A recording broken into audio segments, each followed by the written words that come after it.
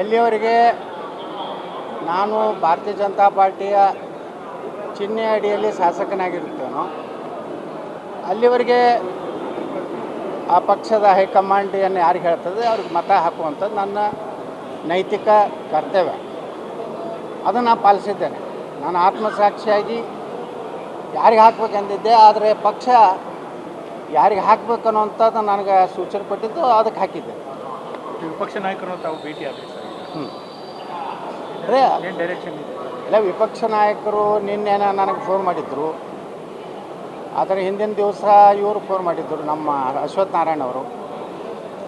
ಅಲ್ಲಿಂದ ಸುಮಾರು ಒಂದು 49 BJP ಶಾಸಕರು ನನಗೆ BJPಯ ಏನು ಸೂಚನೆ ಕೊಡ್ತದೆ ಅವರಿಗೆ ಮತ ಹಾಕ್ಬೇಕಂತೇಳಿ ಅವರು ಸಹ ಫೋನ್ ಮುಖಾಂತರ ಕೆಲವು ಮಂದಿ ಸಮಕ್ಷಮ ಭೇಟಿಯಾಗಿ ವಿನಂತಿ ಮಾಡ್ಕೊಂಡಿದ್ದು. ನಾವು ಒಂದೇ ಮಾತು ಹೇಳಿದೆ, ಪಕ್ಷ ಇವತ್ತು ನನ್ನನ್ನು ಆ ಚಿಹ್ನೆಯ ಅಡಿಯಲ್ಲಿ ನಾನು ಗೆದ್ದು ಬಂದಿದ್ದೇನೆ.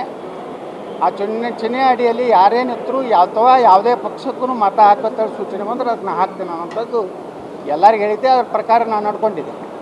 ಎಲ್ಲಿಯವರೆಗೆ ನಾನು ಭಾರತೀಯ ಜನತಾ ಪಾರ್ಟಿಯ ಚಿಹ್ನೆ ಅಡಿಯಲ್ಲಿ ಶಾಸಕನಾಗಿರುತ್ತೇನೋ ಅಲ್ಲಿವರೆಗೆ ಆ ಪಕ್ಷದ ಹೈಕಮಾಂಡ್ ಏನು ಯಾರು ಹೇಳ್ತದೆ ಅವ್ರಿಗೆ ಮತ ಹಾಕುವಂಥದ್ದು ನನ್ನ ನೈತಿಕ ಕರ್ತವ್ಯ. ಅದನ್ನು ನಾನು ಪಾಲಿಸಿದ್ದೇನೆ.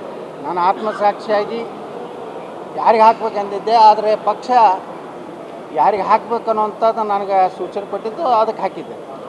ವಿಪಕ್ಷ ನಾಯಕರು ತಾವು ಭೇಟಿ ಆದರೆ ಏನು ಡೈರೆಕ್ಷನ್ ಇಲ್ಲ. ವಿಪಕ್ಷ ನಾಯಕರು ನಿನ್ನೆ ನನಗೆ ಫೋನ್ ಮಾಡಿದ್ದರು. ಆದರೆ ಹಿಂದಿನ ದಿವಸ ಇವರು ಫೋನ್ ಮಾಡಿದ್ದರು, ನಮ್ಮ ಅಶ್ವಥ್ ನಾರಾಯಣ ಅವರು.